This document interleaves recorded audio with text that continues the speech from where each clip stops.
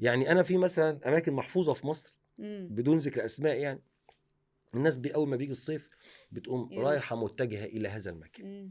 انا عايز اقول انتوا مش عارفين حاجه، انتوا حافظين مش فاهمين. يا اولاد بلدي، بلدكم فيها عظمه كبيره قوي مش موجوده في العالم، بس انتوا اللي حافظين بس المكان ده. طب تعالوا كده راس البر، انت بتصيف في راس البر؟ قديم، يا ده انت كقديم. قديم. لا، تعالوا شوفوا راس البر دلوقتي عامله ازاي إمم. وجمالها. تعالوا إمم. شوفوا مرسى مطروح عامله ازاي. تعالوا أحلى شوفوا بحر في الصعيد الدنيا، وجماله عامل صحيح. ازاي. إمم. تعالوا شوفوا الفيوم، قريه تونس عامله ازاي. كانوا زمان يقول لك ايه، احنا بنشتي في الفيوم. انتوا ناسيين الجمله دي. تعالوا شتوا في الفيوم، هتلاقوا في عز السقعه الدنيا الجو دافية. دافي وحلو. إمم. بلدنا مليانه حاجات حلوه، فانا بحب اروح الصعيد. انا احب الناس الصعايده، تلاقيه كلامهم كده. أنت أصلًا بقى منين يا محمد؟ انا جدي من المنصوره، انا من شبرا. من شبرا. انا من شبرا إمم. وفخر ليا ان انا من شبرا. أجدع ناس طبعًا. الحقيقه يعني أجدع اشكرك ناس. عليها على الكلمه أجدع دي. ناس. ولكن انا مش بتواضع اقول ان انا من شبرا. حاشا لله ان انا اتواضع واكون انا متواضع لما اقول ان انا من شبرا، لان شبرا اهم مني.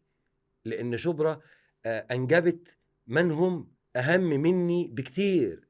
دي جايبه بليغ حمدي يا استاذه، ياه! دي جايبه حسين رياض، ما شاء دي الله. جايبه نبيل عبيد، دي جايبه عظماء، دي جايبه ناس كتير قوي قوي قوي قوي قوي. ما أنا باقول لك أجدع ناس، الله طبعًا يكرمك. أجدع ناس. فخلفت ناس كتير. انا انتمي لهؤلاء الابناء دول، وشرف ليا ان انا اكون انا من شبرا، اللي هي فيها الجدعنة. اللي فيها.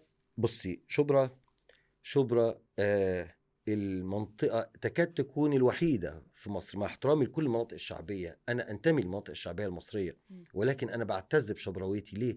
لأنك ما تلاقيش في شبرا تعرفيش غني من فقير فيها، ما تعرفيش. يبقى الشبراوي واقف قدامك ما يكملش في جيبه 200 جنيه، بس تحس إنه أغنى واحد في الدنيا. إمم. الشبراوي ما تعرفيش فيها فرق بين مسلم ومسيحي. من إمم. المناطق القليلة في مصر اللي ما تلاقيش فيها مشاكل ما بين المسلم والمسيحي. إمم.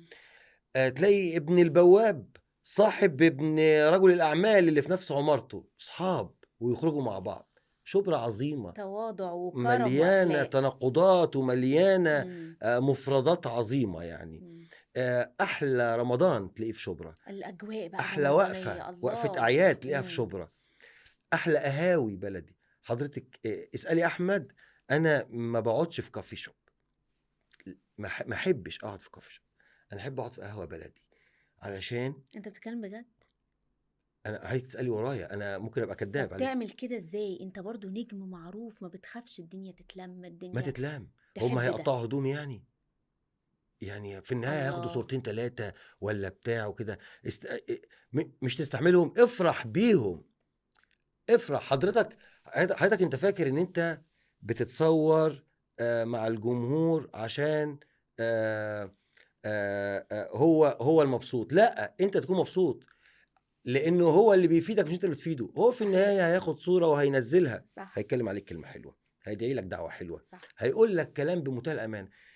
ده ينزل لك كوبايه الشاي او كوبايه القهوه، يقول لك ايه، اتفضل يا فندم، ويقوم عامل لك الكوبايه كده، يعني مش عارف ايه، عشان هو عايز منك بقشيش زياده ولا بتاع. إمم. لكن حماده اللي شغال في القهوه، اللي في قهوه اسكندريه ولا في قهوه بورسعيد اللي في شبرا ولا قهوه الصعايده، هينزل لك كوبايه شاي يقول لك بس يا نجم بص يا عم نجاتي ليهم روح تانية، المسلسل ليهم ده ما عجبنيش. لا اصل انتوا بتعملوا مش الكلام ده تاخدي بالك منه.